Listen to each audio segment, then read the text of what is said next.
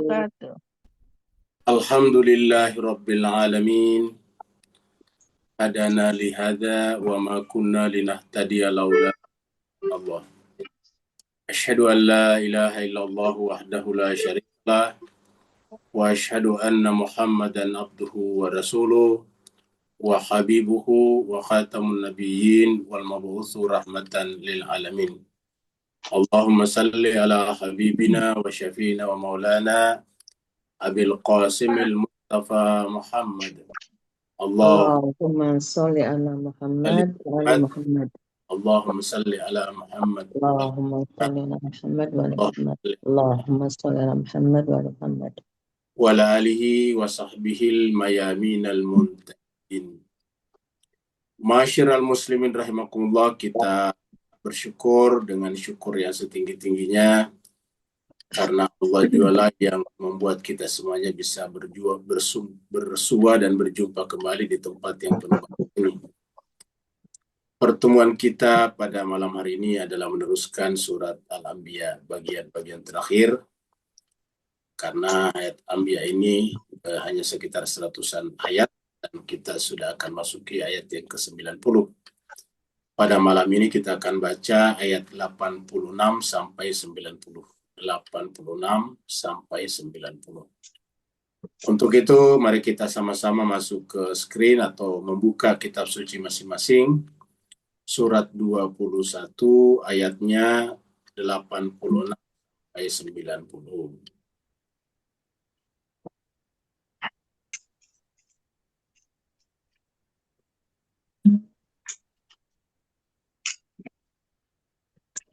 A'udzu billahi minasy syaithanir rajim. Bismillahirrahmanirrahim. A'udzu billahi minasy syaithanir rajim.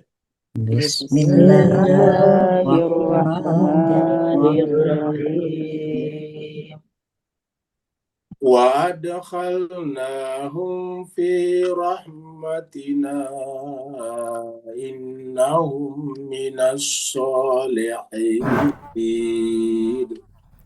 Wa adkhalnahum fi rahmatina innahum minas shalihin.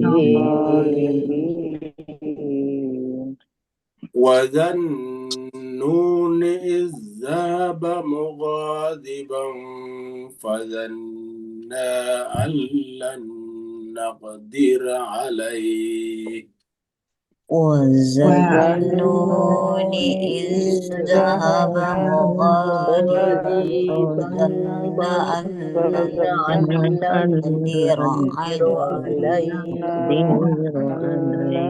نَّقْدِرَ عَلَيْهِ فَنَادَى فِي الظُّلُمَاتِ أَن لَّا إِلَٰهَ إِلَّا أَنتَ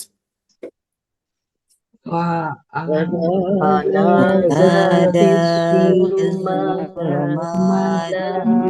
لا إله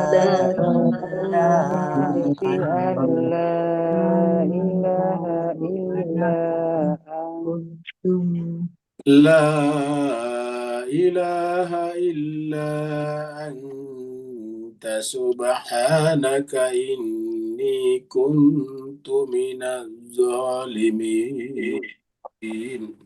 لا إله إلا أنت سبحانك إني كنت من الظالمين. فاستجبنا له ونجيناه من الغم. فاستجبنا له ونجيناه من الغم وكذلك ننجي المؤمنين. وكذلك ننجي المؤمنين. وزكريا زكريا إذ نادى ربه ربي لا تذرني فردا وزكريا إذ وزكريا نادى نادى ربه ربه رب لا رب لا تذرني تذرني فردا لا تذرني فردا وأنت خير الوارثين لا تذرني تذرني فردا فردا وأنت خير الوارثين الوارثين واستجبنا له ووهبنا له يحيى فاستجبنا له ووهبنا له يحيى وأصلحنا له زوجه إنهم كانوا يسارعون وأصلحنا له زوجه إنهم كانوا يسارعون في الخيرات ويدعوننا رغبا ورهبا يسارعون في الخيرات ويدعوننا رغبا وكانوا لنا خاشعين وكانوا لنا خاشعين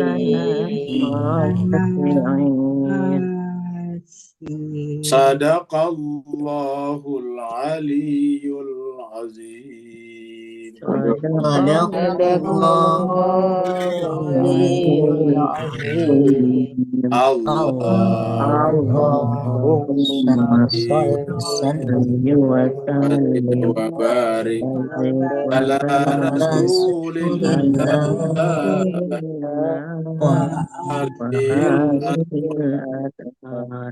على رسول الله وآله وأصحابه اللهم صل على محمد محمد آل وعلى محمد محمد اللهم صل على محمد وآل اللهم صل على محمد وعلى محمد.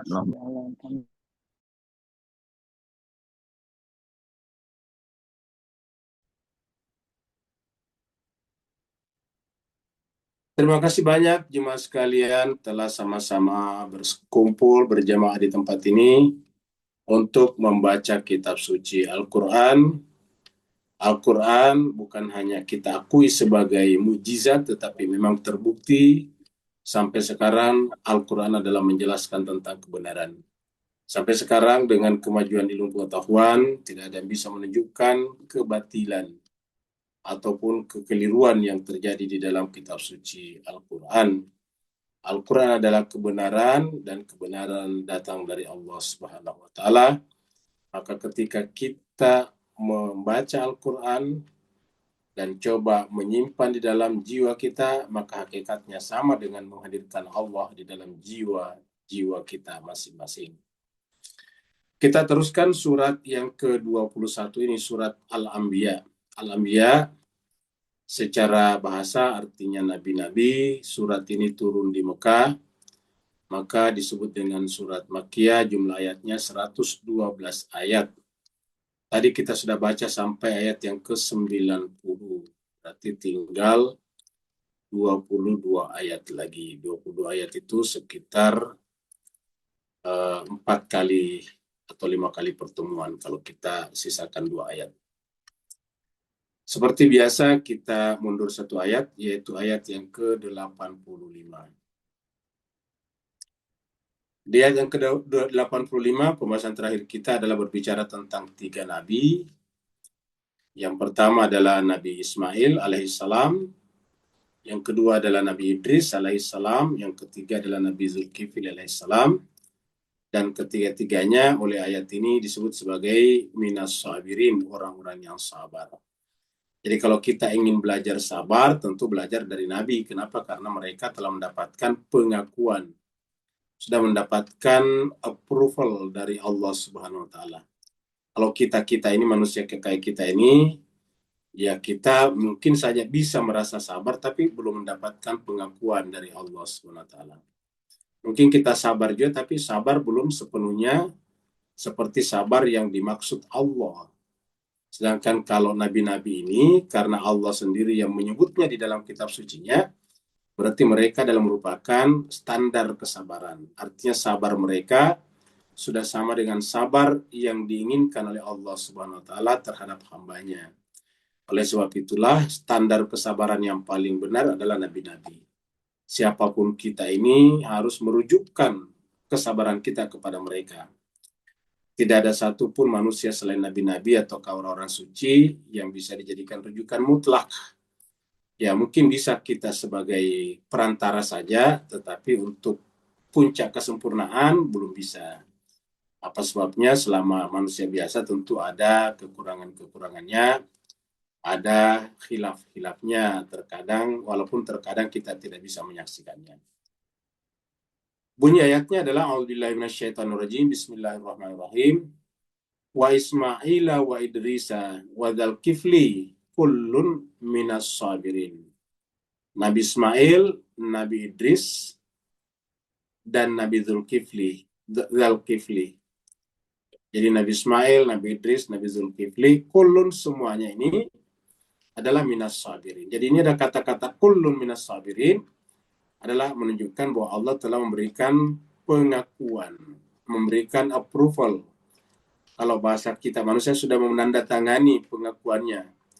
Surat keputusannya sudah keluar, sertifikatnya sudah keluar, sudah certified. Nah, jadi ibaratnya sudah certified. Kayak di dunia kedokteran, dokternya sudah certified oleh negara atau kerajaan atau organisasi kedokteran yang ada di tempat itu. Kalau di Indonesia namanya ID. Ikatan Dokter Indonesia memberikan pengakuan. Nah, ini adalah dari Allah SWT karena sabar ini berkaitan dengan jiwa. Yang paling tahu hakikat jiwa adalah Allah. Dan Allah sudah mengatakan, buat 3 nabi yang disebutkan ini adalah kullun minas sabirin. Apakah hanya nabi ini saya sabar? Tentu saja tidak. Semua nabi pasti sabar. Cuma saja untuk konteks ayat ini, yang disebutkan 3 ini. Jadi bisa sebetulnya disebutkan bahwa nabi-nabi semuanya itu kullun. Ya. Nabi-nabi semuanya itu dan orang-orang suci adalah kullun semuanya. Minas sabirin, kata-kata kullun di sini menunjukkan keumuman. Tapi keumumannya terbatas, yaitu umum pada nabi.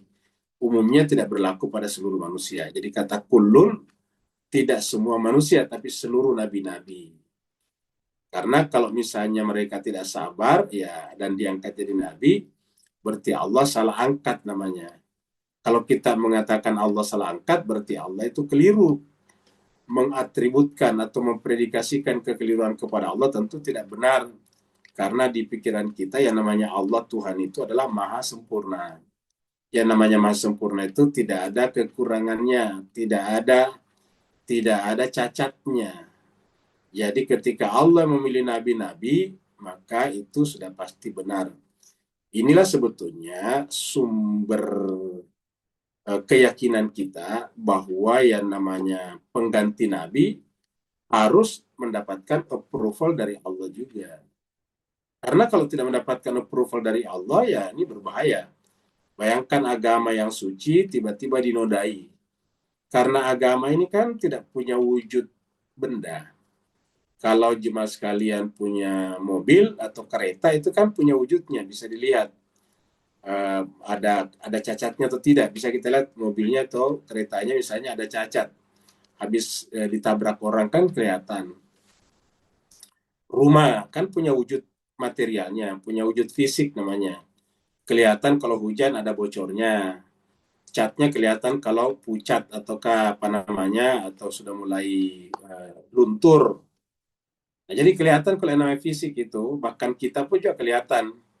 dari fisik kita kelihatan umurnya kira-kira berapa tahun. Jadi dari tampilan seseorang itu bisa ditebak-tebak umurnya. Kenapa? Karena itu adalah ada perubahan. Nah, bayangkan kalau misalnya agama. Agama itu kan tidak kelihatan. Coba, siapa yang pernah melihat agama? Nggak ada, agama tidak kelihatan. Agama tidak punya wujud fisik. Nah, karena agama tidak punya wujud fisik, ketika manusia berbicara agama, itu bisa bercampur antara agama dalam pengertian yang sesungguhnya, yaitu ajaran mutlak dari Allah, dan opini yang bersangkutan. Nah, bagaimana kalau misalnya orang itu tidak suci, tidak bisa menjadi pasangan mutlak daripada agama? Nah, maka sangat mungkin opini pribadinya, pendapat pribadinya masuk, yang oleh kita umat belakangan dianggapnya sebagai agama, padahal itu bukan agama. Ini berbahayanya. Dan inilah menyebabkan agama-agama samawi mengalami persoalan, mengalami reduksi, mengalami eliminasi dari bentuk awalnya. Sekarang kita masuk pada ayat yang baru, yaitu ayat 86. Ya, jadi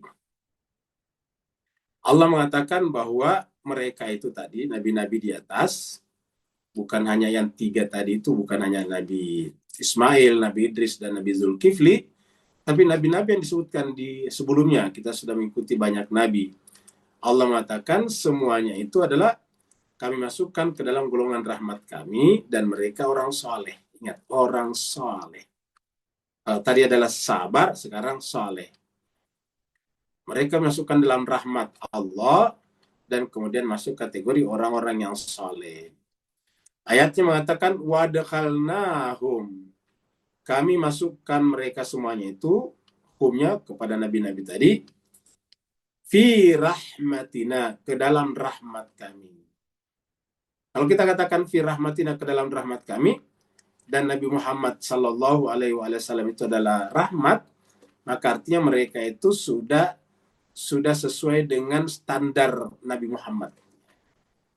Kita menemukan beberapa hadis mengatakan bahwa nanti di akhirat umatnya nabi-nabi datang kepada nabinya untuk minta syafaat.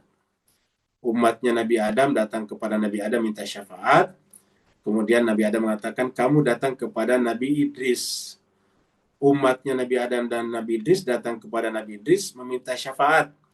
Nabi Idris mengatakan, kamu datang kepada Nabi Nuh. Umatnya Nabi Adam, Nabi Idris, dan Nabi Nuh minta syafaat kepada Nabi Nuh. Nabi Nuh mengatakan, datanglah kepada Nabi Hud. Begitulah seterusnya, sampai kemudian mereka semuanya mengatakan datanglah kepada Nabi Muhammad.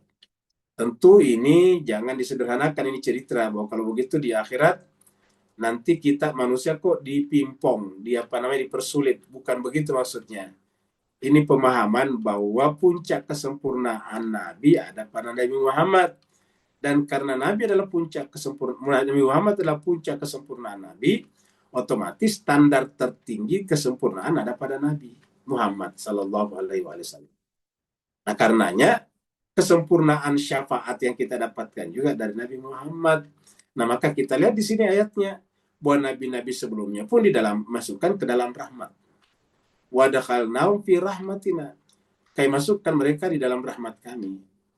Nah, siapa rahmat kami? Nanti di surat Anbiya ini, surat 21 ini, ayat 107 nantinya muncul bahwa Nabi Muhammad itu adalah rahmat. Jadi ingat nanti pernyataan saya ini, bahwa nanti di surat Anbiya ini, surat 21, tapi ayatnya 107, nanti muncul ini rahmat. Bunyi ayatnya mengatakan, wa ma arsalnaka, kaknya itu Nabi Muhammad. Wa ma arsalnaka Muhammad, tiadalah kami mengutus engkau Muhammad, illa, kecuali rahmatan lil alamin. Jadi wa ma arsalnaka illa rahmatan lil alamin. Jadi tiadalah kami mengutus engkau Muhammad kecuali sebagai rahmat bagi seluruh alam. Bisa kita balik, ada namanya mafhum mukhalafahnya, atau yang bisa dipahami kebalikan dari ayat itu, yaitu bahwa seakan-akan Allah mengatakan, kalau bukan karena engkau Muhammad, saya tidak menciptakan alam semesta. Karena kata-katanya wa ma arsalnaka illa rahmatan, tiadalah aku mengutus engkau Muhammad kecuali sebagai rahmat. Bagi apa? Bagi seluruh alam. Jadi bisa dibalik. Kalau bukan karena engkau Muhammad, saya tidak menciptakan alam semesta. Laulaka ma khalaqtul aflak, kata hadis. Kalau bukan karena dikau Muhammad, saya tidak ciptakan alam semesta. Innahum minas salihin. Mereka semuanya ini adalah termasuk golongan orang-orang yang saleh. Nah, jemaah sekalian berbahagia, golongan saleh ini perlu kita camkan, karena di dalam Al-Quran semua nabi-nabi juga meminta dimasukkan ke dalam golongan yang saleh. Dan ayat ini mengatakan bahwa doa mereka terijabah dengan kata-kata ini. Wa dakhalnahum fi rahmatina innahum minas salihin. Kenapa kita menjelaskan ini? Supaya kita, saya, Bapak, Ibu, Tuan, dan Puan semuanya tahu apa yang kita maksud pada saat kita mengucapkan salam di dalam sholat. Ingat, kita di dalam sholat kita itu, pada waktu kita membaca tahiyat, baik tahiyat awal ataupun tahiyat akhir, kalau duduknya 2 kali, maka 2 kali kita duduk 2 kali di sini, duduk membaca tasyahud. Maka 2 kali kita membaca doa ini di sini nih. Kecuali salat subuh kan cuma 2 rakaat, berarti cuma 1 kali tasyahud. Tapi kalau yang lain, yang tiga pun 2, yaitu 2 rakaat pertama kita membaca tasyahud awal, dan di rakaat ketiga kita membaca tasyahud akhir. Ya. Dan semua mazhab sama membaca ini, karena ini bacaan sholat. Baik Sunni, Syiah, ataupun Ibadi, ataupun siapapun juga dalam Islam, termasuk Ahmadiyah misalnya, sholatnya sama. Cuma bedanya mungkin kalau di Syiah atau Ahlul Bait dibacanya pada saat terakhir, karena salam itu terakhir. Kalau di Sunni dibacanya setiap kali duduk tasyahud. Jadi kalau tadi setiap tasyahud itu di Sunni dan mungkin Ibadiyah. Tapi kalau di Ahlul Bait, di pengikut keluarga Nabi, itu biasanya atau mereka hanya membaca di rakaat terakhir saja, karena itu salam. Bagi orang Syiah atau pengikut Ahlul Bait Nabi, salam itu mengakhiri sholat, makanya tidak membacanya di rakaat kedua, tidak membacanya di tasyahud awal, kalau ada tasyahud akhirnya. Ya, apa itu? Ya, itu Assalamualaikum ya ayyuhan nabi wa rahmatullahi wa barakatuh. Assalamu alaina wa ala ibadillahi salihin. Ingat, jadi kita baca nih Assalamu alaina wa ala ibadillahi salihin. Jadi kita ucapkan salam kepada Nabi Muhammad maksudnya. Ingat, nah itu Nabi Muhammad di situ, kak itu Assalamualaikum, kaknya Nabi Muhammad. Assalamualaikum ya, Assalamualaikum ya Rasulullah, Assalamualaikum ayyuhan nabi. Maksudnya Nabi itu Rasulullah Muhammad sallallahu alaihi wasallam. Baru assalamu alaina wa ala ibadillahi salihin. Dan salam atas kami, assalamu alaina wa ala ibadillahi salihin. Kata-kata alaina mungkin bisa diartikan di situ kita yang salat ini, orang biasa ini, dan terutama lagi kepada nabi-nabi yang lain. Jadi 3 di situ. Salam pertama kepada Rasulullah Nabi Muhammad, salam kedua kepada kita yang melakukan salat, salam ketiga adalah kepada nabi-nabi yang saleh tadi, karena dikatakan wa dakhalnahum fi rahmatina innahum minas salihin. Ya. Jadi assalamualaikum ya ayyuhan nabi wa rahmatullahi wa barakatuh. Assalamu alaina wa ala ibadillahi salihin. Ya, baru biasanya terakhir nanti assalamualaikum warahmatullahi wabarakatuh.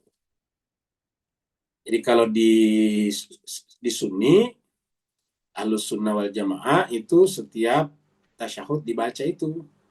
Ya, jadi mereka kan kalau duduk, kalau di Ahlus Sunnah, begitu duduk membaca tahiyatul barakatus salawatu thayyibatu lillah dan seterusnya.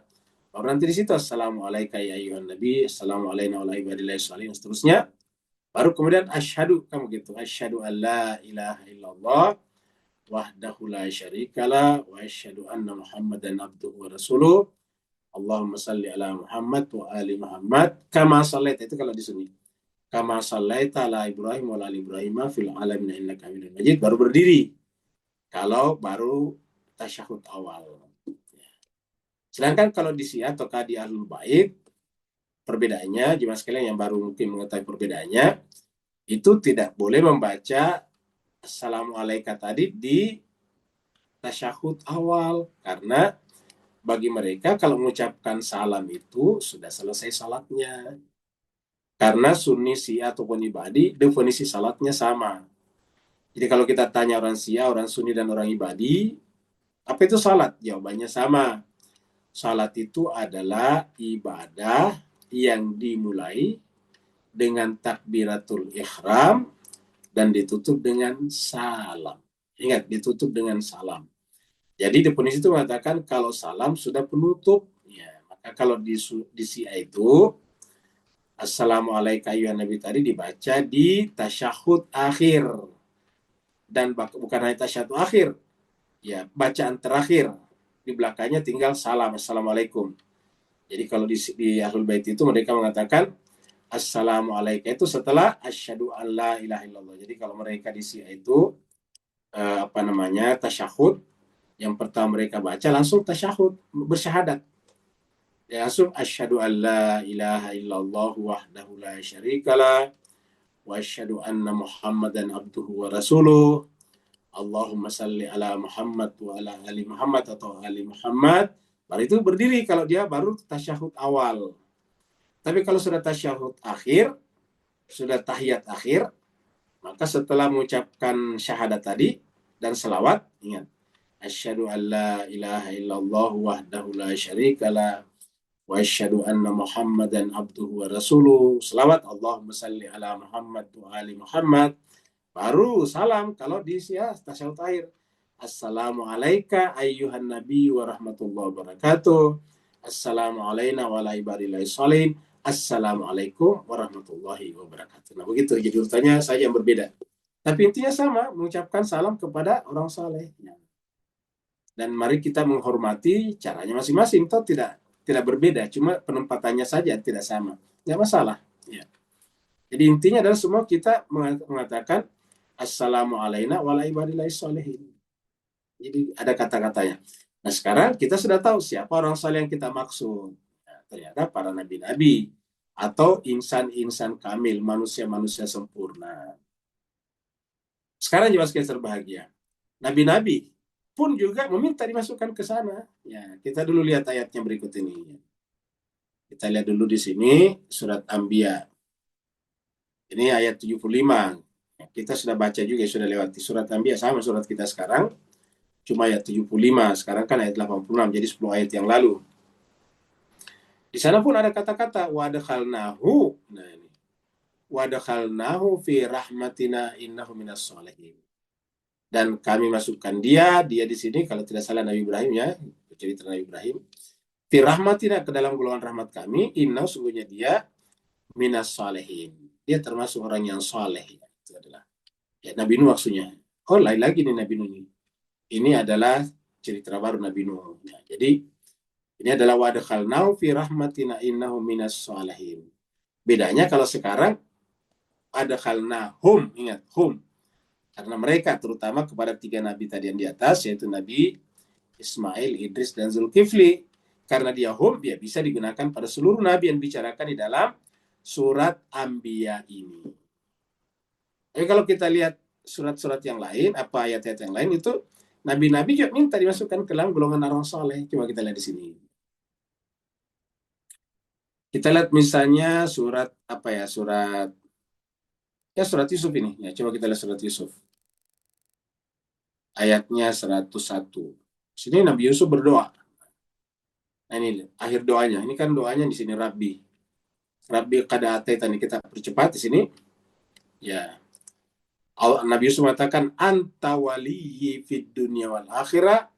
Engkaulah Tuhan waliku di kehidupan dunia dan akhirat.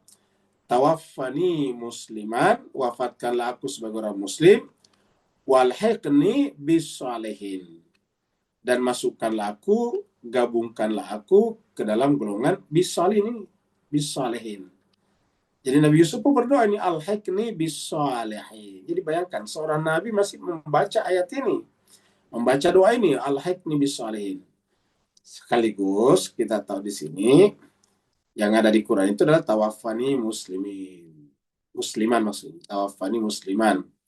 Atau di surat lain, di surat Al-Imran dikatakan tawaffani atau tawaffana ma'al abrar. Kalau di surat Al-Imran itu tawaffana ma'al abrar. Kalau di sini tawaffani musliman. Nah, kenapa saya menyebutkan ini Mas sekalian? Karena justru doa kita biasanya kebanyakan, ini bukan salah tapi kebanyakan kok bukan yang di Quran. Ya, tidak salah, tetapi harusnya yang banyakkan dibaca yang di Quran, bukan yang di luar Al-Quran. Apa yang paling banyak kita baca kalau di masyarakat? Tawaffani husnul khotimah, kan begitu. Wafatkanlah aku Tuhan dalam keadaan husnul khotimah. Itu benar juga, tidak salah. Tapi maksudnya kata-kata itu tidak kita temukan dalam Al-Quran. Yang ada adalah tawaffani, kalau aku tawaffani musliman, kalau kami tawaffana ma'al abrar. Itu surat Al-Imran. Surat Al-Imran itu ayat 193 kurang lebih. Mengatakan Rabbana innana sami'na munadiya yunadi lil iman an aminu birabbikum fa'amanna Rabbana faghfir lana dzunubana wa kaffir anna sayiatina wa tawaffana ma'al abrar. Dari sini tawaffani muslimah. Nah, supaya kita coba berusaha sedikit demi sedikit mencocokkan atau menyesuaikan isi kepala kita tentang agama dengan Al-Quran. Jadi mencocokkan pemahaman Islam kita dengan Al-Quran. Itu yang kita maksudkan. Ini surat Yusuf. Kita lihat juga di dalam surat 27, surat An-Naml. Ayatnya 19, ini doanya Nabi Sulaiman. Nabi Sulaiman ini. Di sini katakan wa adkhilni bi rahmatika, ingat kata-kata ini, bi rahmatika fi ibadika shalihin. Ini doanya Nabi Sulaiman ini. Nabi Sulaiman. Ya.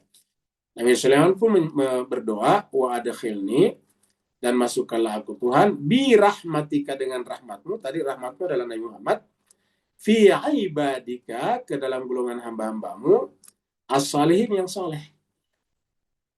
Jadi betapa luar biasanya itu soleh. Makanya wajarlah kalau masuk dalam salam salat kita. Assalamualaikum ya ayyuhan nabi wa rahmatullahi wa barakatuh.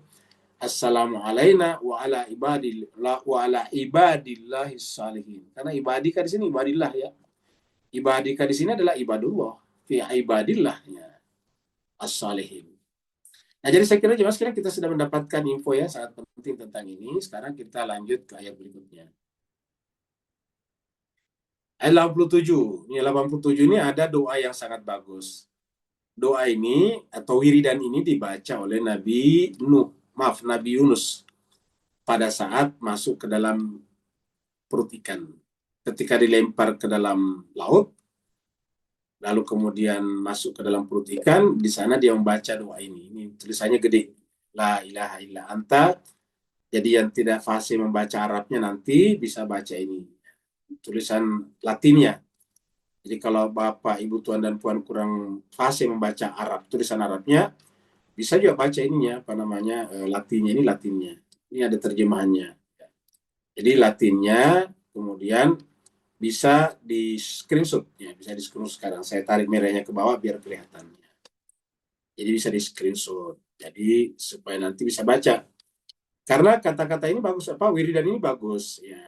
Ulama-ulama mengatakan kalau kita ada masalah yang sangat berat, ya bacalah wiridan ini. Terutama biasanya dianjurkan dibaca pada saat kita selesai sholat, baru kita sujud. Setelah kita selesai sholat, sudah wiridan, maksudnya selesai sholat itu berarti sudah memberi salam ya. Sudah mengucapkan assalamualaikum warahmatullahi wabarakatuh, baru biasanya kita kan berzikir-zikir, berwirid itu. Masing-masing kita kan bisa beda-beda wiridannya atau zikirnya, karena zikir itu kan tidak wajib. Maksudnya pakemnya tidak mutlak. Nanti setelah itu kita bisa sujud. Nah, sujud sambil membaca ini. Ada yang mengatakan ini bukan ini hanya pendapat ulama. Jadi kita sujud, membaca ini tadi la ilaha illa anta subhanaka inni kuntu minaz zalimin. Ada yang mengatakan baca 40 kali. 40 kali. Jadi baca 40 kali. Karena menurut informasinya selama Nabi Yunus ada di dalam perut ikan, membaca wiridan ini setiap saat 40 hari dalam perut ikan, dan kemudian ikannya berbaik hati mengantarkannya ke tepi pantai. Jadi dengan demikian dari situ diistimbatkan bahwa wiridan ini bisa dijadikan wiridan untuk memohon kepada Allah supaya diberikan solusi, jalan keluar, way out dari masalah kita. Terutama kalau kita sudah mentok, sudah tidak bisa kemana-mana lagi. Semua usaha kita sudah lakukan, semua ikhtiar. Ini kan Nabi Yunus ada ini gambar ikan nih Pak Uskla. Ini yang di belakang ini gambar ikan ya. Ini gambar ikan besar, ikan apa? Kalau di kita sekarang ikan besar seperti ini adalah ikan apa ya? Ikan paus ya, ikan paus besar. Jadi ikan paus besar sekali, ya, kayak ikan paus itu kayak kapal selam. Nah bayangkan kalau sudah masuk dalam ikan paus kan nggak ada lagi mau apa, nggak ada lagi kan, mentok. Ibaratnya kalau kita itu sudah mentok, sudah tidak ada lagi jalan keluar dari sisi kita manusia. Mau kemana lagi kalau sudah di dalam perut ikan? Ya, tidak mungkin lagi kemana-mana. Nah itu sudah dalam kondisi mentok seperti itu, maka yang dibaca oleh Nabi Yunus adalah ini, la ilaha illa anta subhanaka inni kuntu minaz zalimin. Ayatnya kira-kira begini. Wa dhannuni idh dhahaba mughadiban. Dan zunnun. Tulisannya zan, tapi kalau dibaca berdiri sendiri zunnun. Karena zun ini bisa ditulis za, bisa ditulis zi, bisa ditulis zu. Ya. Zun, nun. Jadi ini dua kata nih, za dan nun. Ini adalah huruf nun. Huruf nun, ya ini dia. Jadi jemaah sekalian berbahagia. Jadi huruf begini, ini nun. Kalau dibaca nun namanya. Ini ditulis nun, kalau dibaca nun. Tinggal ditambah alif lam ma'rifah, nun. Jadi zannun, pemilik nun, kira-kira gitulah. Zannun atau zunnun, pemilik nun. Ya. Kalau di sini diingatkan gini nih. Tidak ada terjemahnya di sini. Semoga dikatakan, dan ingatkanlah kisah Zunnun dalam kurun Nabi Yunus. Ya, kira-kira gitu. Jadi zannun, apa itu nun? Nah, kalau di sini tadi kalau tidak salah ada penjelasannya di sini tadi. Kalau di sini tadi kita sampaikan ini ya. Jadi ini dia zunnun. Nah, ini dia. Kalau di sini nih julukan zunnun ini ada di bawah ini. Ya.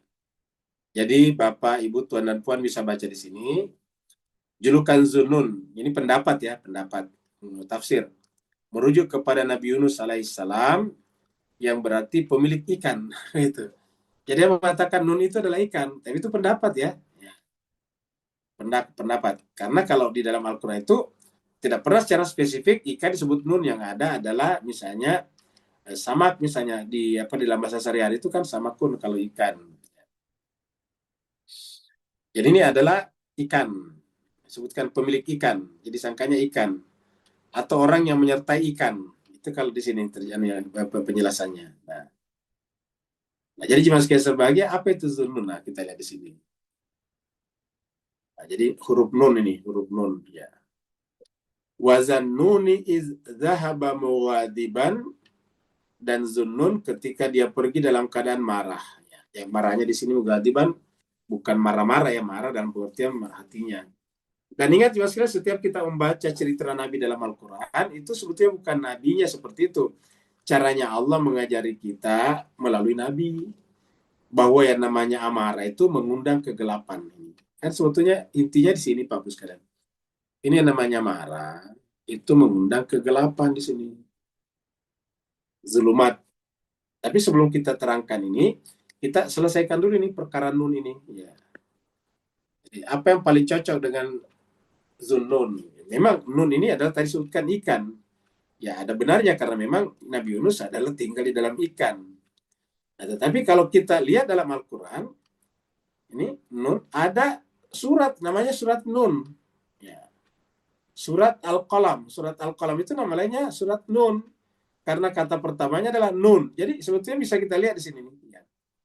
Suratnya adalah surat ke-68. 68 surat Al-Qalam ini ya. Coba kita buka. Dan. Nah ini Nun. Ini kan sama persis Nun. Nun. Ya.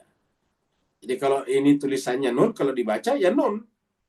Kalau ditulis ya tadi kayak itu tadi. Nun, waw, nun, nun. Tinggal tambah tadi alif lam ma'rifah, an-nun. Zunnun atau zannun.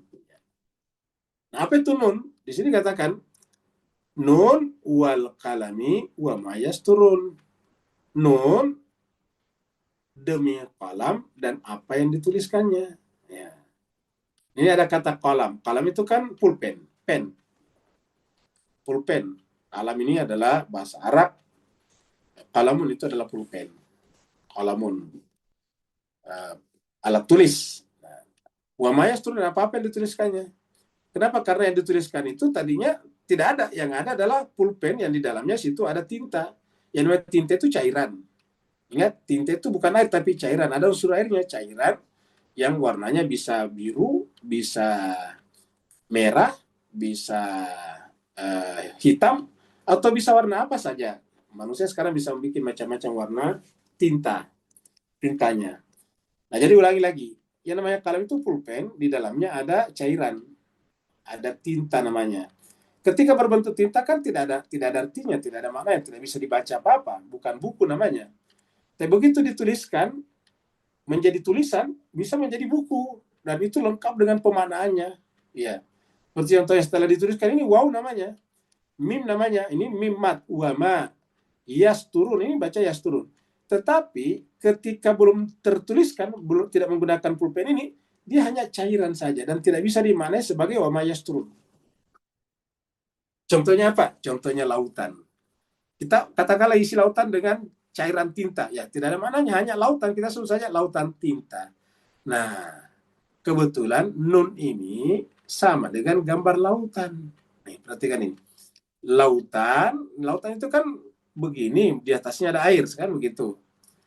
Baru kemudian ada titik di atasnya. Ya, artinya apa? Artinya kita manusia ini, ilmu pengetahuan kita kalau dikumpulkan semuanya sesama manusia, dibandingkan dengan lautan ilmu pengetahuan Allah, itu bagaikan satu titik di atas samudra. Ingat, pengetahuan kita manusia ini, kalau dikumpulkan dari zaman dahulu kala sampai akhir zaman nantinya, itu hanya bagaikan satu titik di atas samudra pengetahuan Allah. Bukan satu sendok, bukan satu botol, tapi satu titik saja. Nun, seperti itu. Makanya agak panjang nih, nun. Kenapa? Karena titik ini nanti bisa berbentuk huruf kalau dia ditarik. Nunnya ditarik misalnya nih. Ditarik mutar menjadi waw. Ditarik ke bawah menjadi alif. Ditarik ke bawah baru belok. Lam, kan begitu. Ya. Jadi titik ini ditarik kemana-mana bisa, tergantung huruf apa yang kita inginkan. Makanya dia harus bergerak. Nun, kan begitu. Makanya apa ini ada tanda panjangnya di atas ini, nun. Baru lahirlah kemudian tulisan. Ya. Jadi harus ada kalam, harus ada pena, harus ada pennya, di dalamnya harus ada tintanya. Setelah itu penanya ditarik, lahirlah huruf-huruf. Lahirlah kata-kata, lahirlah arti, lahirlah makna, lahirlah buku, lahirlah ilmu pengetahuan manusia. Ia membuat manusia bisa ma'rifat kepada Rabbnya Tuhannya. Nun wal qalam wa ma yasturun. Dan Nabi Yunus disebut dengan Nabi Nun. Kenapa? Karena dia satu-satunya Nabi yang dilempar ke dalam lautan, tetapi dan dimakan oleh ikan. Ada juga ke lautan, yaitu Nabi Musa, tetapi lautnya terpisah. Tapi Nabi Yunus lain lagi ceritanya. Kenapa? Karena dilempar masuk ke dalam lautan, lautannya tidak terbelah, tetapi yang terbuka adalah mulut ikan paus, memakannya, memasukkan ke dalam perutnya, lalu kemudian membawanya kemana-mana. Dia mengatakan 40 hari 40 malam. Nah, Jadi saya kira kita sudah tahu maknanya nun. Ya, Zannun, pemilik nun. Yang tadi kita sebutkan sebelumnya, ulama mengatakan itu adalah ikan. Ya. Jadi wazan nun dan pemilik nun. Ya, lautan. Nabi yang tenggelam di dalam lautan. Idzahaba mughadiban, ketika dia marah, fazanna allan naqdir alaihi. Dia marah, maka dia menyangka tidak ada yang berkuasa atasnya. Jadi orang yang marah itu merasa dirinya tertinggi, teratas, paling berkuasa. Ini definisi marah di sini nih. Jadi orang yang marah itu menganggap dialah yang paling otoritatif. Sehingga menganggap tidak ada lagi lan naqdira, kami tidak ada berkuasa atasnya. Jadi orang marah itu, katakanlah, setelah dia marah dan menganggap dia tidak ada yang berkuasa atasnya, maka pada saat itulah manusia jatuh ke dalam kegelapan. Manusia pada saat itu jatuh dalam zulumat, az-zulumat, kegelapan. Jadi pada saat itu kita jatuh di dalam kegelapan. Ketika jatuh dalam kegelapan, walaupun itu di dalam samudra, keluasan samudra tidak terasa. Ketika kita marah sekarang ini, tertutup mata hati kita, gelap, maka kita tidak merasakan bahwa kita hidup di dalam samudra kekuasaan dan keluasan ilmunya Allah. Hati menjadi sempit. Dada menjadi sumpek. Jadi fi zulumatin. Makanya dalam keadaan seperti inilah fanada fi zulumatin. Dia berdoa dalam kegelapan. Itu makna pertama. Makna kedua, kalau kita ingin berdoa dan diijabah doanya, kita harus menempatkan diri kita berada dalam kegelapan. Ibarat kita berada dalam perut ikannya Nabi Yunus. Kita tidak berdaya. Ingat di dalam surat Ad-Duha yang biasa kita angkat, ya, di situ dikatakan wa wajadaka dhallan fahada.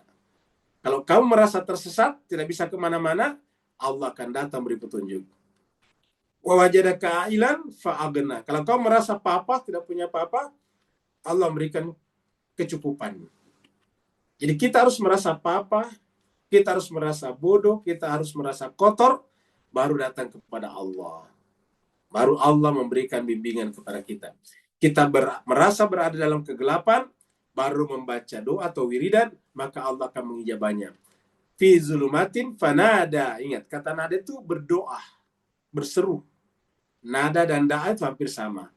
Fanada fi zulumatin. Dan dia berdoa di dalam kegelapan.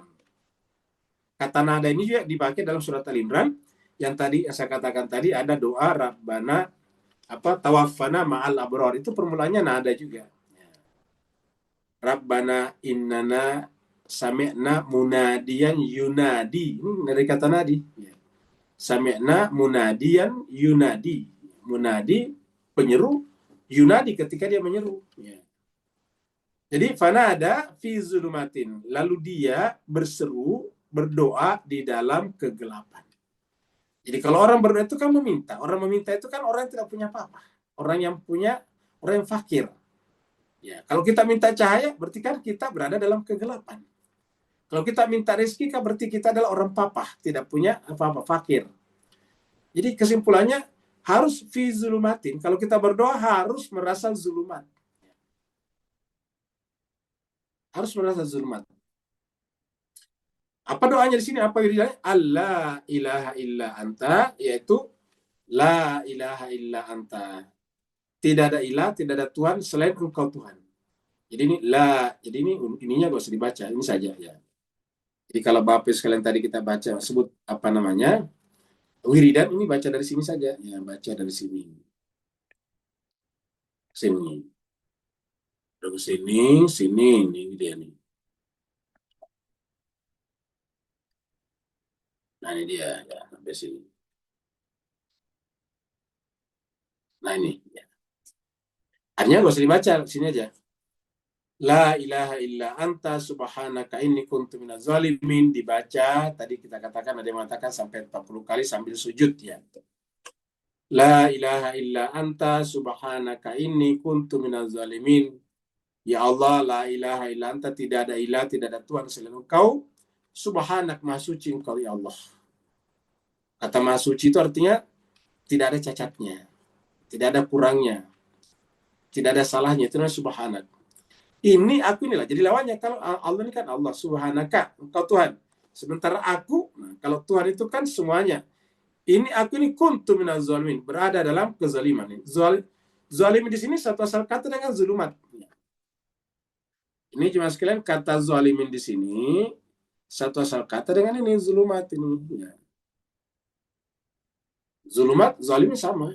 Ya, sama-sama ini. Zalamim, ya, sama zalimin. Ya Tuhan, saya ini berada dalam kegelapan, kira-kira gitulah. Saya ini adalah menzalimi diriku sendiri. Karena kalau kita menggelapi jiwa kita, berarti menzalimi diri kita sendiri. Maka ya Allah, harapan saya satu-satunya hanya kepada Engkau. La ilaha illa anta. Tidak ada ilah selain Engkau Tuhan. Subhanak, Engkau lah yang maha sempurna. Engkau cahaya yang merupakan penerang dari semua kegelapan. Engkau adalah pemberi rezeki kepada siapa saja yang punya rezeki. Khairur razikin. Engkau Tuhan penyayang di antara yang penyayang. Engkaulah pengasih di antara yang pengasih. Pokoknya semuanya kamu Tuhan. Ini sementara aku ini adalah kuntu, adalah minaz zalimin, orang yang zalim.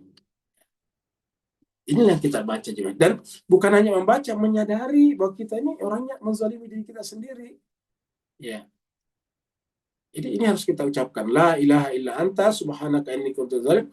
Maksud saya kita camkan, bukan hanya mengucapkan, tapi dicamkan, disimpan di dalam diri kita bahwa kita ini adalah orang yang serba berkekurangan. Kita ini adalah la haula wala quwata illa billah. Kita ini adalah la ilma lana illa ma 'allamtana. Kita ini adalah orang yang tidak punya ilmu pengetahuan kecuali ilmu yang Allah ajarkan kepada kita. La ilma lana illa ma 'allamtana. Jadi kita tidak punya apa-apa. Kita lihat di sini nih, surat Saba 34 ayat 41. Lalu mereka berkata, subhanaka anta waliyuna min dunihim. Mereka berkata, ini para malaikat berkata, subhanak, maha suci Engkau ya Allah. Ini kalunya di sini adalah malaikat. Subhanaka anta, ya Allah maha suci Engkau. Ini subhanaka, Engkau, di sini juga Engkau. Maksudnya Engkaulah wali kami, anta waliyuna, Engkaulah wali kami, Engkaulah pelindung kami, Engkaulah puncak daripada harapan kami, min dunim, selain daripada mereka. Selain daripada makhluk apapun juga, termasuk jin di sini. Nah, sedangkan apa kata malaikat di sini? Tapi banyak di antara manusia balkanu ya'budunal jinna. Tetapi kata malaikat banyak di antara manusia ya'budunal jin, menyembah jin. Jadi ada menyembah jin. Percaya kalau jin itu bisa melakukan apapun juga. Jadi ya'budunal jin, mereka menyembah jin. Di dalam Al-Quran itu tidak pernah kita dengarkan jin membantu Nabi. Yang ada malaikat di Perang Badar dibantu dengan 1.000 malaikat, bahkan 5.000 malaikat. Tapi tidak pernah jin. Nah, malaikat membantu Nabi pun tidak bisa disembah, tidak bisa dianggap hebat, tidak bisa dianggap maksudnya tempat bergantung. Tetapi manusia ada yang ya'budunal jin. Ini juga disebutkan di dalam surat jin juga begitu. Ada di antara manusia yang minta pertolongan atau minta perlindungan kepada jin. Sehingga alih-alih mereka diberi pertolongan, bahkan mereka semakin sesat. Balkanu ya'budunal jin. Nah, sayangnya di masyarakat kita ada pendapat, kalau ada orang yang ahli jin, dianggap orang pintar. Padahal Al-Quran mengatakan, ini pengakuan malaikat. Kanu ya'budunal jin, aksaruhum bihim mu'minun. Bahkan kebanyakan mereka beriman kepada jin itu. Bihim ini jin-jin itu. Banyak di antara manusia ini yang berimannya kepada jin. Bukan berimannya kepada Allah, tapi kepada jin. Ya. Manusia dianggap hebat kalau bisa membantu sesamanya dengan jin daripada Allah. Jadi aksaruhum bihim mu'minun. Dan makanya karena ada kepercayaan ini, banyak orang yang juga melakukan penipuan-penipuan atas nama jin. Dulu kita dengarkan ada orang menjual belikan jin, kata dia. Ya, jinnya bermacam-macam harganya, tergantung fungsinya. Tapi seperti itu. Dan banyak orang tertipu karena itu. Dan ini semuanya ada di Quran. Jadi artinya, kalau kita benar-benar konsisten dengan Al-Quran, kita tidak mungkin tertipu dengan pengakuan-pengakuan yang tidak bisa dipertanggungjawabkan itu.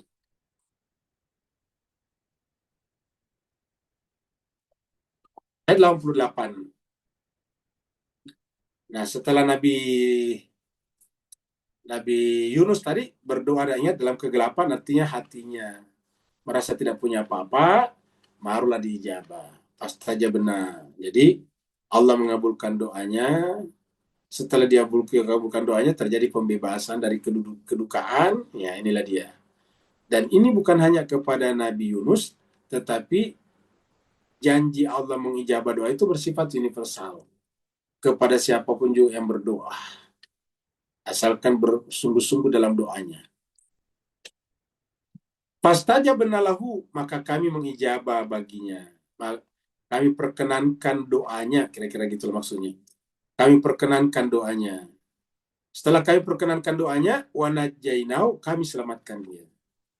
Jadi kami selamatkan dia. Fastajabna lahu wa najjaynau. Minal ghammi. Apa itu ghammi? Ya. Al-gham itu artinya kedukaan, kesedihan yang mendalam. Itu gham itu adalah kesedihan yang mendalam. Kedukaan yang sangat-sangat berat. Itu namanya gham. Jadi kesedihan, kedukaan yang sangat-sangat mendalam itu namanya gham. Nah, jadi kalau kita merasa ada masalah di hati kita, maka harus kita periksa. Kita pasti merasa punya.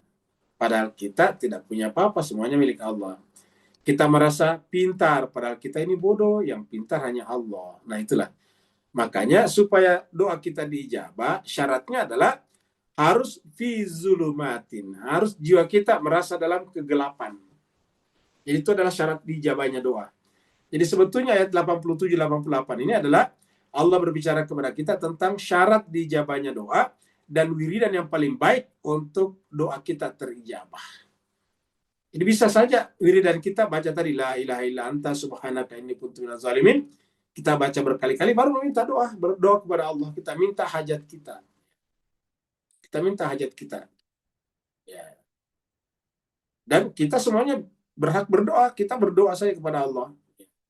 Doa ini tidak boleh dimonopoli oleh pihak tertentu, orang tertentu, bahkan Nabi pun tidak monopoli doa. Allah mengatakan berdoalah kepada aku pasti akan kuijabah. Jadi kita berdoa tidak perlu bersandar pada orang tertentu. Ya.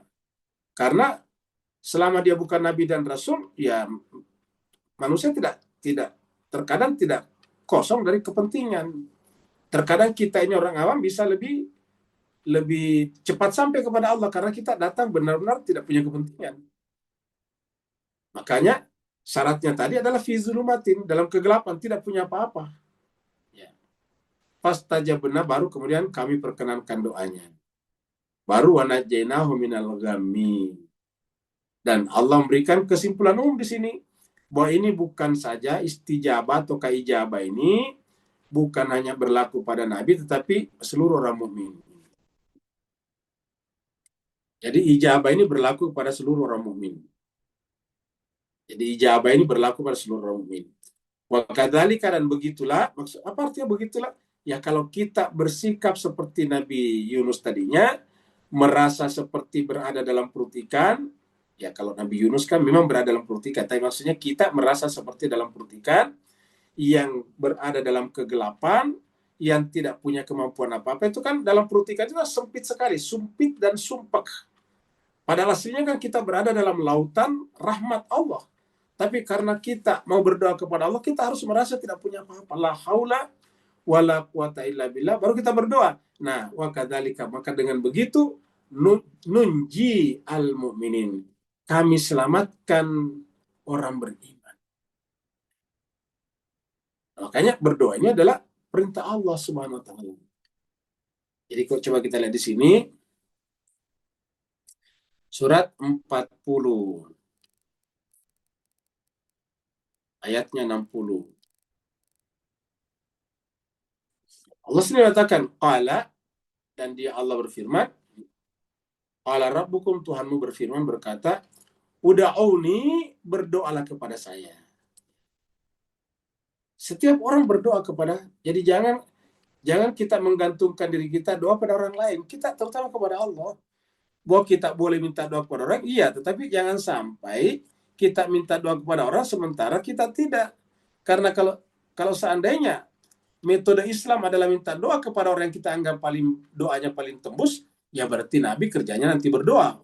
Ribuan orang datang ke rumahnya hanya minta didoakan. Tapi kan Nabi tidak begitu.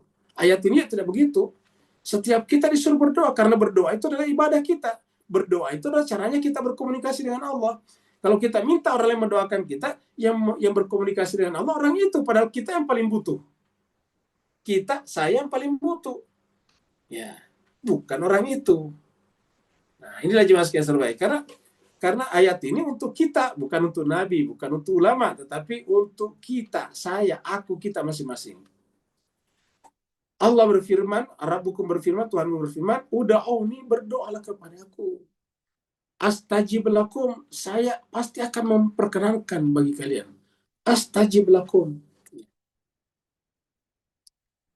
Dan kita sebagai orang mukmin, kalau kita tahu ada teman kita yang bermasalah, kita doakan walaupun tidak diminta. Ingat, walaupun tidak diminta. Dan tidak perlu kita publish, tidak perlu kita umumkan. Tidak perlu kita sampaikan, tadi saya tidak doakan kamu, nggak perlu. Kita doakan aja dalam sholat kita. Bahkan di dalam sholat kita itu, setelah kita sholat, dianjurkan mendoakan semua orang muslim dan orang mukmin, laki perempuan, hidup ataupun mati. Kan ada tuh kalau kita baca. Wali jami'il muslimina wal muslimat wal mu'minina wal mu'minat al ahya'i minhum al amwat. Kan kita baca itu. Nanti bisa kita sebutkan khusus untuk Pak ini, Bu ini, Tuan ini, Puan ini yang sakit, ya Allah berikan kesembuhan. Mereka tidak berdaya, berikanlah kekuatan kepadanya. Jadi, qala rabbukum ud'uni astajib lakum. Innal ladzina yastakbiruna. Sungguhnya orang-orang yang menyombongkan diri an ibadati, dalam beribadah kepadaku. Apa yang dimaksud dengan menyombongkan diri di sini? Ada dua. Yang pertama tidak mau berdoa, tetapi di sini tidak sebutkan tidak berdoa. Jadi hanya pemahaman. Yang bisa kita pahami di sini, tidak berdoa atau tidak mau berdoa dianggap sombong, istikbar. Yang kedua, dia merasa dari awal, saya ini pasti dijabah doanya. Nah, itu udah sombong namanya. Sombong kalau sudah mengatakan saya, Bapak Ibu minta doalah melalui saya ini dijabah doa. Itu sudah istikbar namanya, Pak Gus sekali. Jadi orang itu harus humble, harus seperti tadi berada dalam kegelapan. Innalladzina yastakbiruna, orang-orang yang menyombongkan diri an ibadati, dalam beribadah termasuk dalam berdoa. Ini ibadah itu adalah doa. Puncaknya ibadah adalah doa. Nabi mengatakan, ad-du'a'u mukhul ibadah.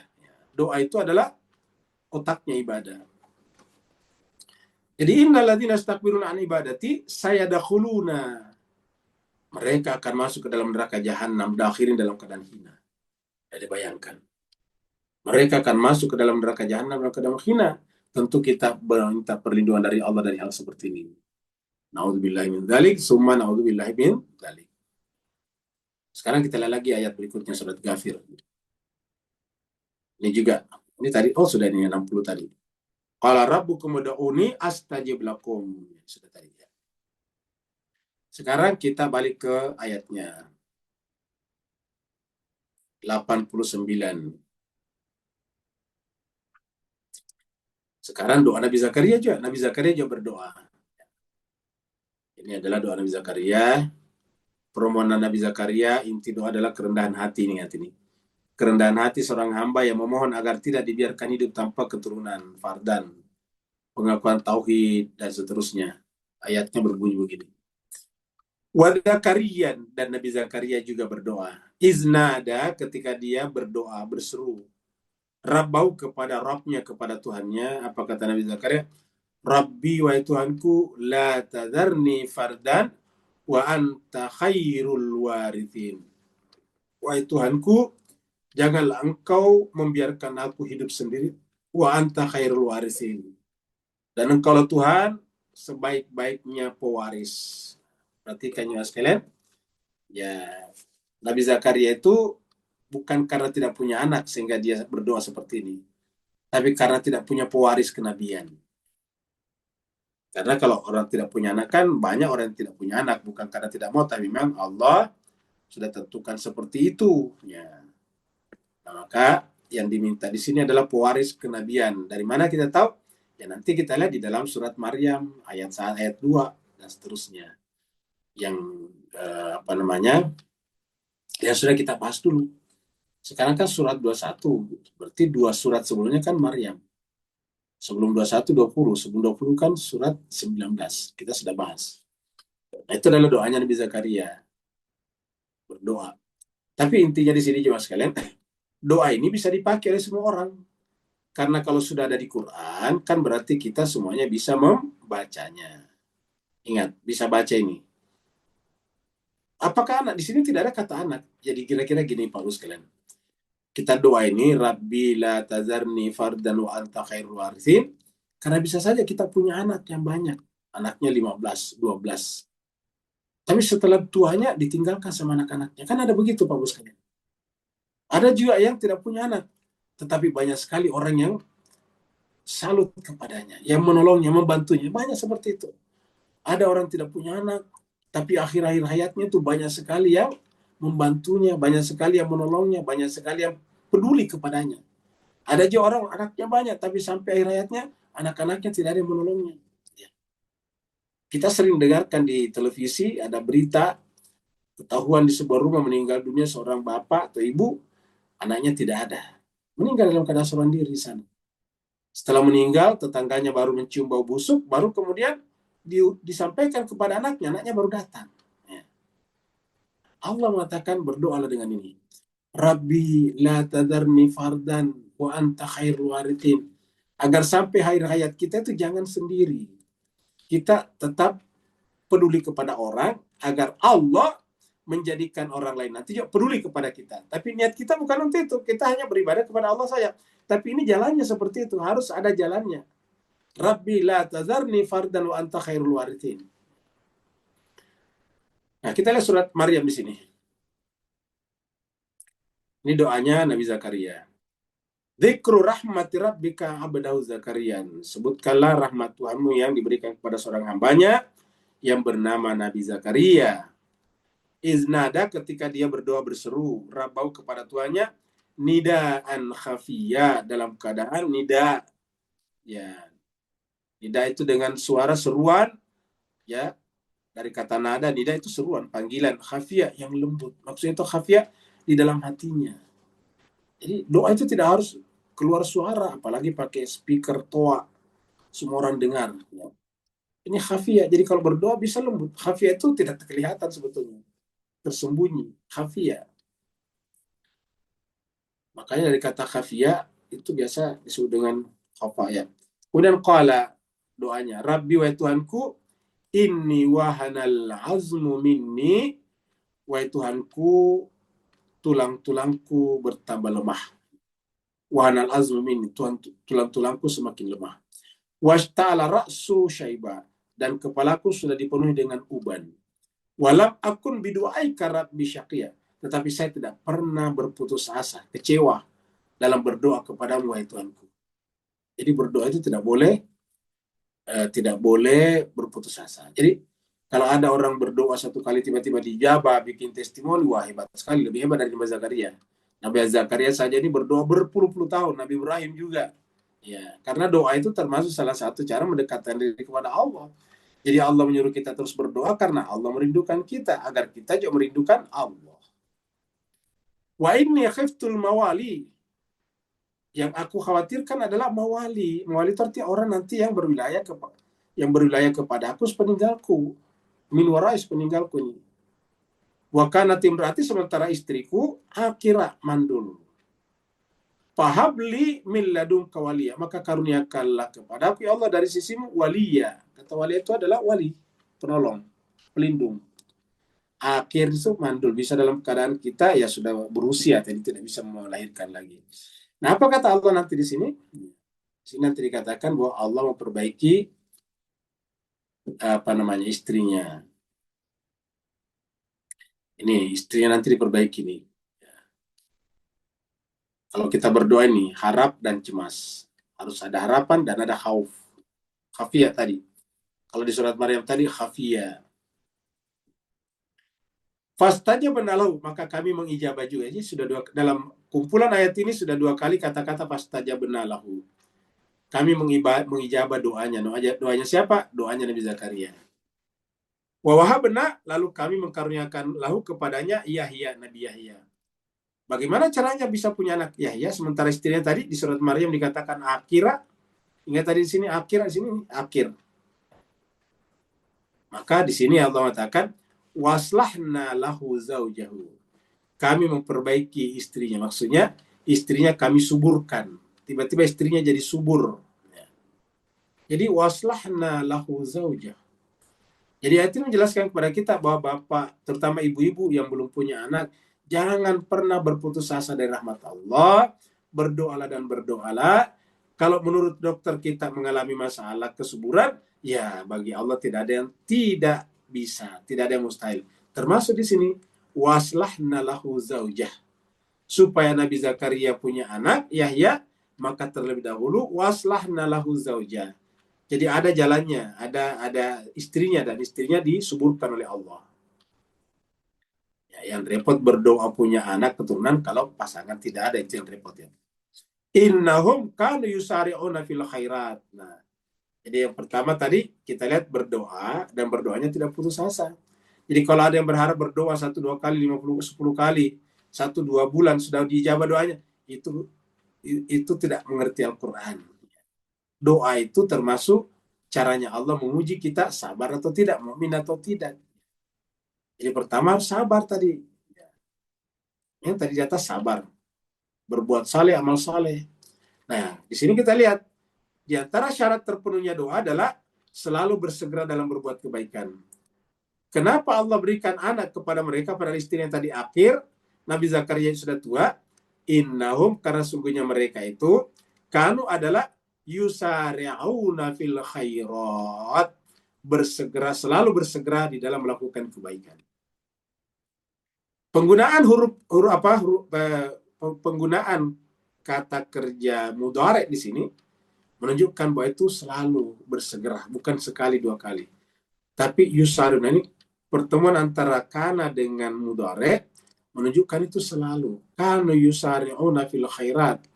Mereka ini, keluarga Nabi Zakaria ini, selalu kalau kebaikan bersegera, tidak pernah ditunda-tunda. Kanu yusari'una fil khairat wa yad'unana, dan berdoa kepada kami. Jadi syarat fisiknya dipenuhi, istrinya disuburkan, kemudian wasilahnya selalu berbuat baik, kemudian berdoa. Wa yad'unana ragaban wa rahaba. Ragaban, rahban, itu adalah artinya pengharapan. Maka biasa disebut targhib dan tarhib. Ya. Kalau memberikan orang rasa harapan, namanya targhib. Kalau membuat orang takut, nanti kalau tidak berbuat masuk neraka, tarhib. Jadi ada targhib, ada tarhib. Ya. Ragaban wa rahaba. Orang harus diberikan harapan, tapi juga harus diberikan rasa takut. Ya, 2 ini. Jadi doa itu harus ada ragaban dan rahaba. Wa kanu lana khashin, dan mereka itu khusyuk. Ingat, kata-kata khasyin itu khusyuk. Jadi kalau kita beribadah, apalagi berdoa, itu harus khusyuk. Jadi kalau kita tadi berdoa, kata doanya tidak ada di sini ya. Tadi ini ada unah.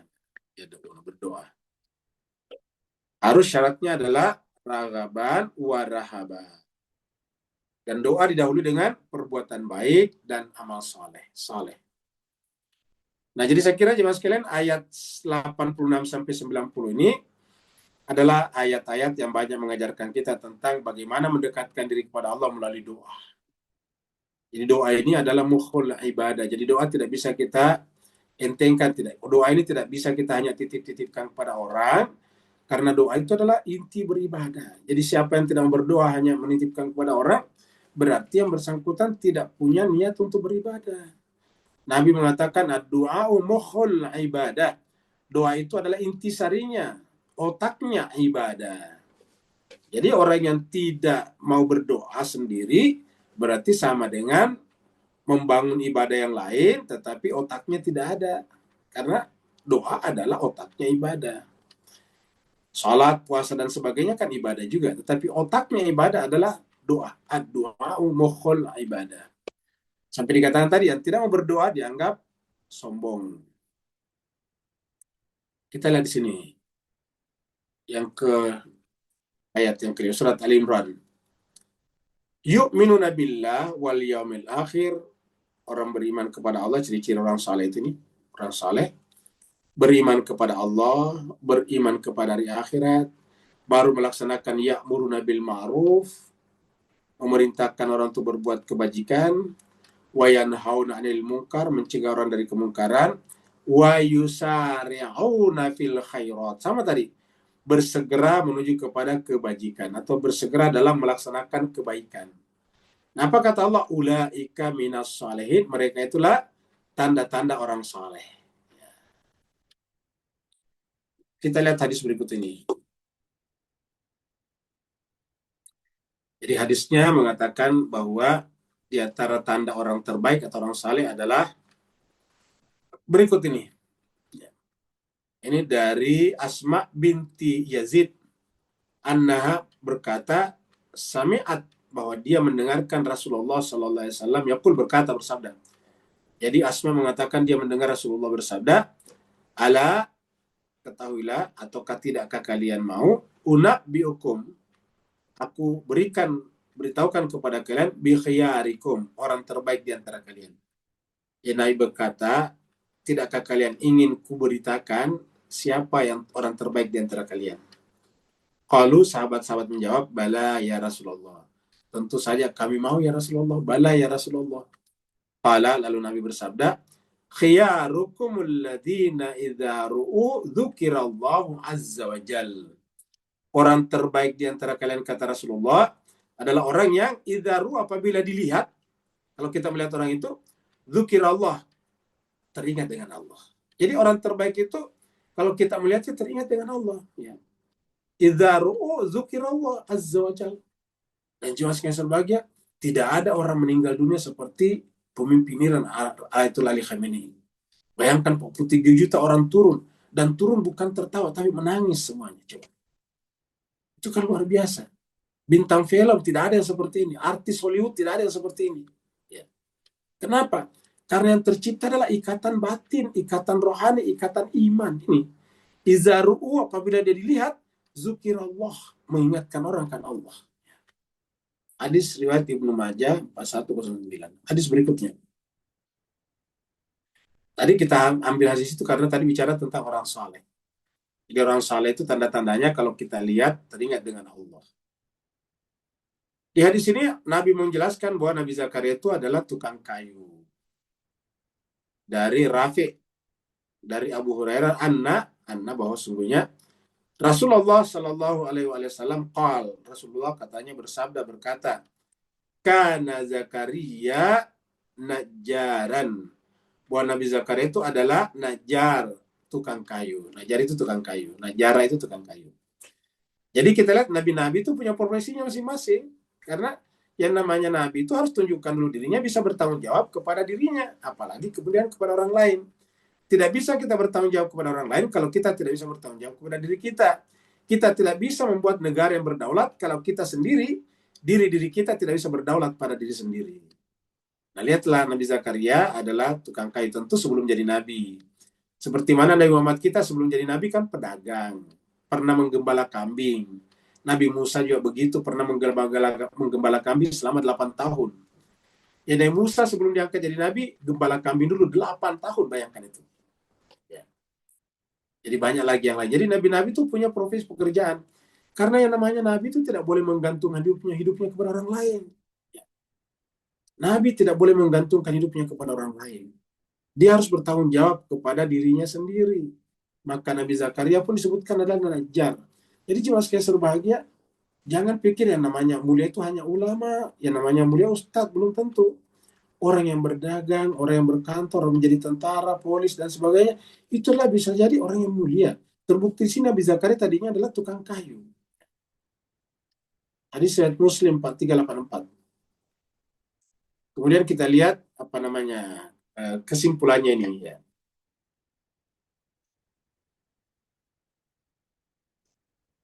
Kita lihat di 5 ayat ini ada cerita tentang apa namanya Nabi Yunus yang masuk dalam perut ikan ini. Ya. Ada cerita tentang Nabi terakhir tadi, Nabi Zakaria yang merupakan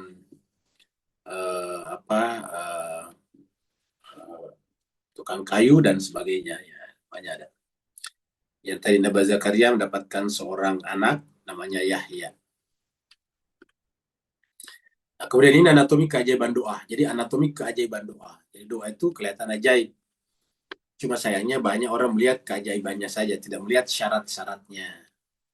Jadi yang namanya doa itu ada syaratnya. Dan tadi kita sudah lihat beberapa ayat. Nah, mereka itu saleh. Jadi pertama kita harus menjadi orang yang saleh.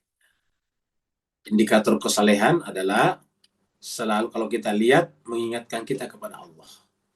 Kalau kita lihat mengingatkan kita kepada Allah. Kemudian ini adalah tadi doa atau kawiridan yang dibaca Nabi Yunus di dalam perut ikan.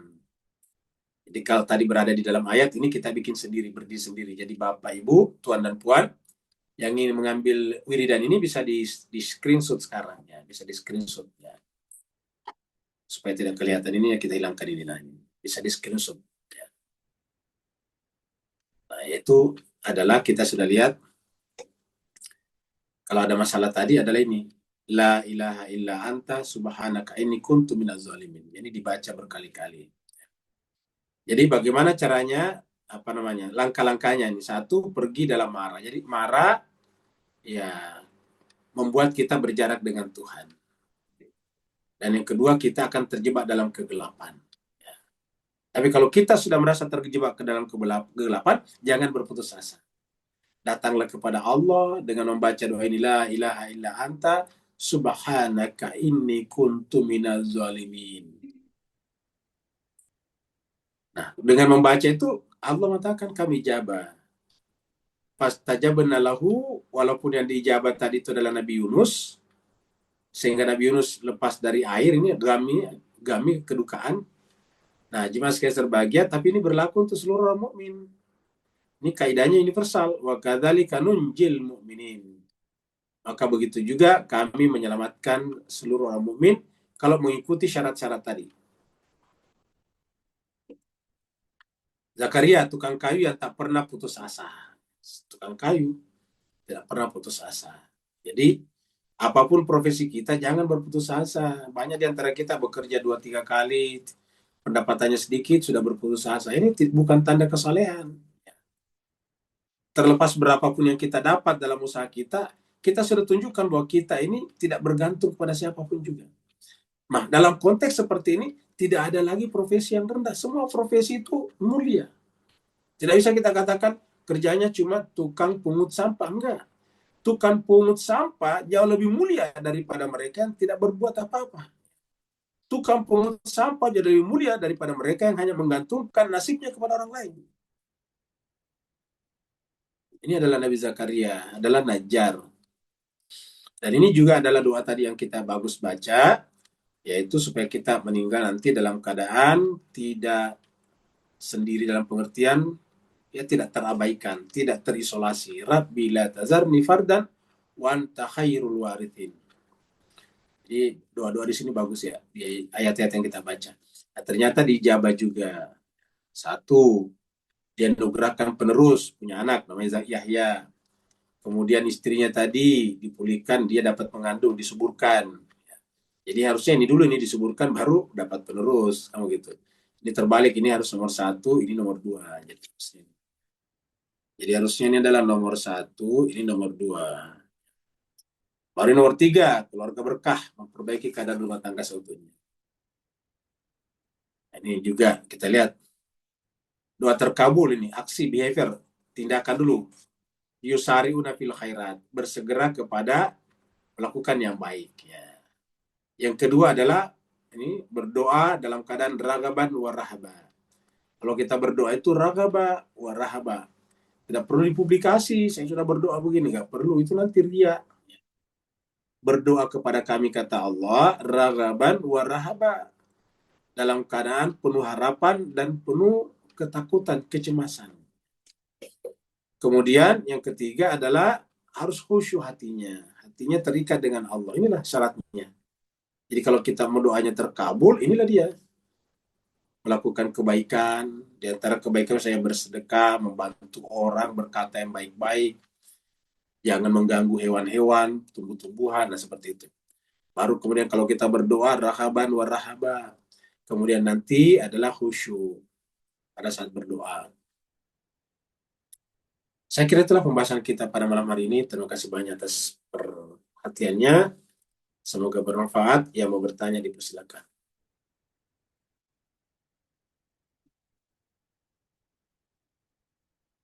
Ada yang bertanya, Pak sekalian? Assalamualaikum warahmatullahi wabarakatuh, Pak Ustadz. Mau bertanya dari Tani, Pak Ustadz. Ya, silakan. Pak Ustadz, malam ini konsep berdoa ya, kalau Yayasan ditangkap ya, Pak Ustadz. Iya, Jadi kalau namanya berdoa itu kan memang meminta ya, Pak Ustadz, dalam konsep ruang waktu sepertinya berjarak antara kita yang diciptakan Allah dan Allah tempat kita meminta Sang Pencipta. Tapi di lain sisi kan ada tuh ya Pak Ustadz yang menyebutkan bahwa Allah itu dekat sekali seperti di urat nadi ya apa gimana gitu Pak Ustadz, lupa ya. Urat leher. Iya, ya urat leher. Nah jadi sebenarnya kan kita nggak berjarak ya Pak Ustadz sama Allah itu, karena kita pun ditiupkan dari ruhnya Allah sendiri.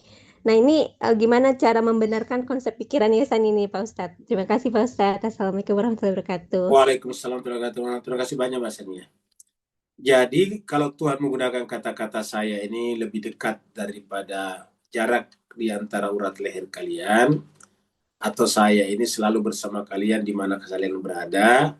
Saya ini adalah yang ketiga kalau kamu berdua, yang keempat kalau kamu bertiga, kan begitu Al-Quran menyebutnya. Kalau kamu berbisik berdua, saya yang ketiga. Kalau kamu berbisik yang empat, saya yang kelima. Begitulah kira-kira.